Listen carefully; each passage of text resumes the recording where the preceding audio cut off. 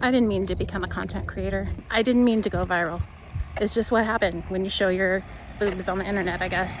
I mean, they weren't really my boobs, they were covered in plaster, but that's really what put me on the map as a content creator, I guess. Although I wasn't even a content creator, I was just me. When I was recovering from my mommy makeover 4 years ago, I started recording myself when I went on my daily walks to give updates. More for myself, honestly, to give myself motivation to get out of bed some days and to deal with the pain and the changes that happened in my body and that were happening in my mind and everything. So here I am 4.5 years later, out on a walk, walking the same paths that I walked then. And now I'm in this weird place because here I am, a content creator on the side. It's my side gig. I'm a nurse by night and a content creator by day, I guess, when I'm not at work. And now my head is stuck on this cancer journey with my husband. So I still come on here and I make content for all the things that have evolved, from plus size mommy makeover to my journey and into becoming a travel content creator, a blogger, and all of those things. And I'm like split because my mind is over here walking around in this cancer cloud, and it's kind of hard to stay motivated to keep sharing all the ups and downs and highs and lows and everything with you, because do you really want to hear about how hard it is? Do you really want to hear about my fears about, am I going to get to live the rest of my life with my husband? I don't know if you want to hear all that. But if you do, hi, I'm Annie. I'm a night shift nurse. I'm 53 years old, and I have been married for 27 years, I think, to somebody I met in high school. And I was literally 14 years old. And he's been a really good partner. And we have 2 kids. Dylan, who's 25, he's a new realtor here in Sacramento. He's made 2 transactions, and I'm proud of him. And if you need to sell your house, Dylan Anderson. And my 21-year-old Cassidy, she just graduated from college after 3 years. So here we are, living in Southland Park, living a good life. And in February, my husband was diagnosed with a pancreatic neuroendocrine tumor that apparently has been there for quite a while. And it is luckily a rare form of cancer that is slow growing. So he has a chance. If you want to hear about this journey, I guess I'll just share it, because I don't know where we're headed with it. But in February, he got really sick with what seemed like a GI thing and ended up going to the emergency room, and it looked like sepsis. His heart rate was in the 140s and he has a cardiac history. His lactate was 4.2 and couldn't find a source of infection. So they scanned his belly because he had this mild abdominal pain for a while, and they found this tumor.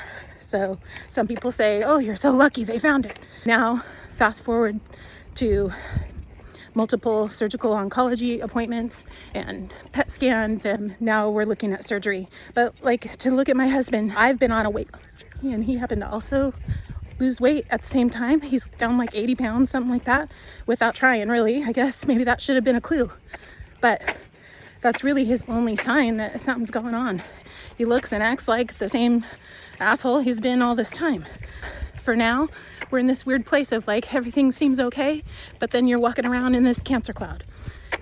We're coming up on a big trip. We're going to Thailand with some of our friends, and the oncologist said, go on the trip, we'll do the surgery when we get back. It's a slow growing tumor. He didn't think that it would make much of a difference after 6 weeks. We're going on the trip. Surgery is July 2nd, and my fear, I'm a nurse, I got a lot of fears, because I know what all these words mean, and I know what it means when they tell you you're going to be in the hospital for a minimum of 7 days after surgery. They don't let you stay in the hospital after surgery more than a couple days usually.